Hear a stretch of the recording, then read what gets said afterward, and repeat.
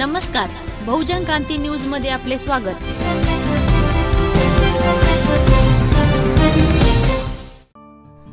सांगोला तालुक्याचे भाग्य विधाते,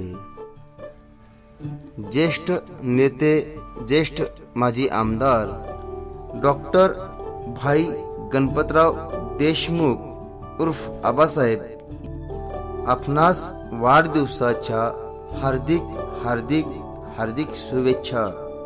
शुभेच्छुक बहुजन क्रांती न्यूज परिवार सांगोला।